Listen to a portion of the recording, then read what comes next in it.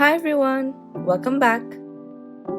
As mentioned previously, I bought myself 2 more Scrawlr boxes on the last Black Friday sale. I usually only buy these at that time of the year and go for boxes that have supplies which I really want to try out. This time, one of the boxes I picked contained acrylic paints. One of my biggest hurdles with gouache is that I always end up reactivating the layers underneath, which tends to turn the painting into a muddy mess.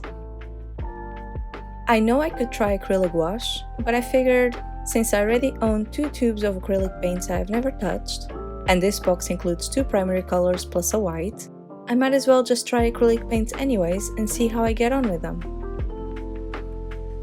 So this box was my first ever attempt at painting with acrylic paints, and as you are about to see in this video, things got very messy very fast. As usual with the Scrawlr boxes I get, as these are often at least 1 year old by the time I buy them, the candy is always a no-go. This time it was completely melted into oblivion, but luckily nothing got damaged. The info card got pretty soaked, but I managed to wash all the stickiness out of everything else, even from the sticker itself. Besides the typical candy, Scrawlr zine, sticker and artist print, this box included 3 tubes of fluid acrylic paint in white, yellow and blue, a black permanent marker, an angled brush, and some mixed media paper. I love to get to know different artists by collecting the prints that are included in these boxes. The artist featured in this box was Kerry Lemon, and she is a mixed media artist based in Brighton here in the UK. I also love the Scrawlr zine. It included lots of tips and ideas on how to use these paints, and as a beginner I really appreciate that. As a matter of fact, I did end up looking back through it during the video so I could get some guidance on how to best use these paints. The Scrawlr challenge for this box was Organic Origins, and inspired by the print included in this box, I decided to stick to painting something leaf-themed.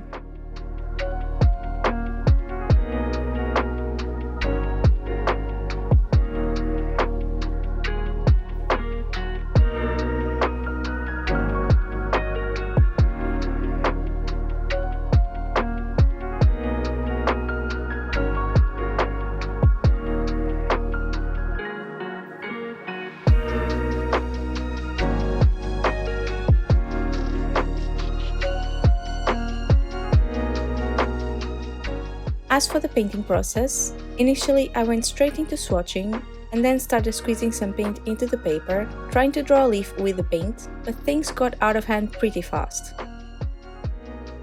I honestly have no idea what I was thinking putting that much paint on the paper. I was super heavy-handed and I struggled trying to manage that much paint.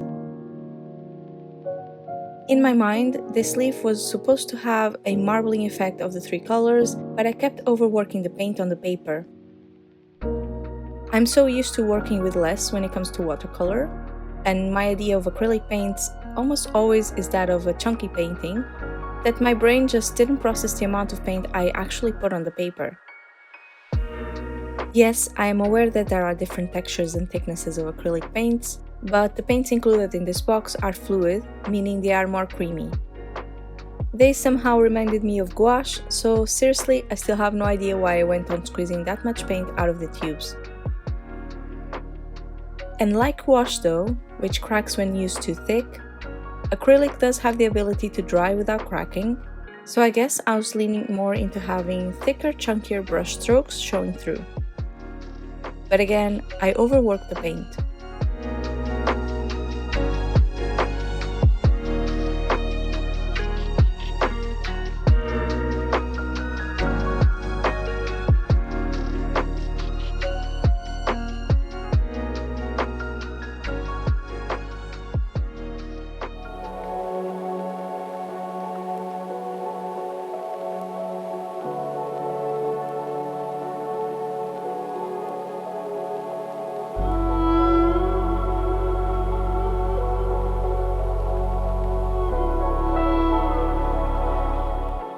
I wasn't exactly happy with the outcome of the first painting, and I wanted to redeem myself.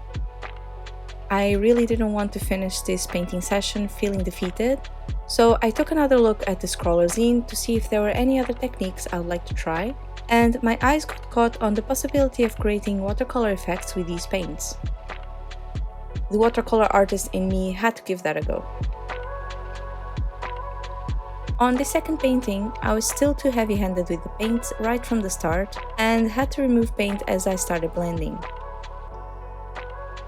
This means that I still overworked the paint and I lost a lot of the beautiful bleeds that showed up in the middle stage of the painting. Also, I didn't want to have just a colorful background as a finished painting, so I played around with drawing leaves with a black marker that was included, and I also did some mark making by using the nozzle of the paint tubes to drop dots of paint here and there on the page and on the leaves.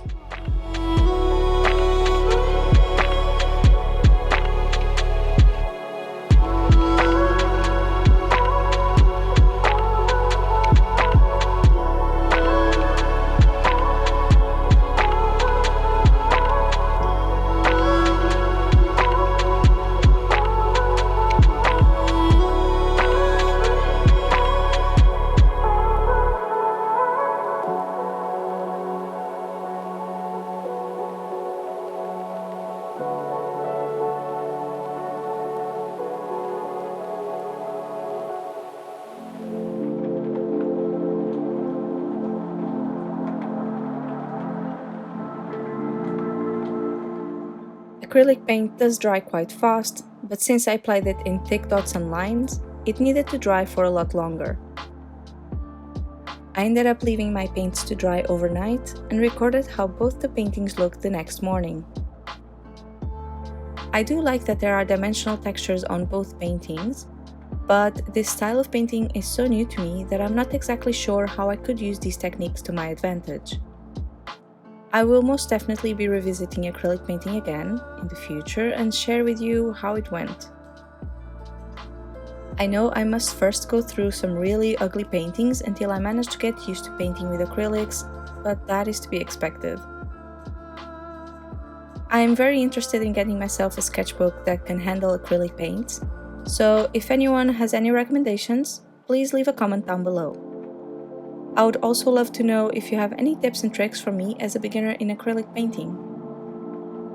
Overall, I'm very happy I got to try this box, even though I'm not exactly the proudest on what I managed to achieve with it. And that was it for this video. If you enjoyed it, don't forget to click the like button and subscribe for more if you haven't already. Also, if you watched this video all the way through the end, please also leave a leaf emoji in the comments below. Not only are emojis cute, but it also helps with the algorithm and for my video to reach more people. Anyways, thank you so much for watching and see you in the next video!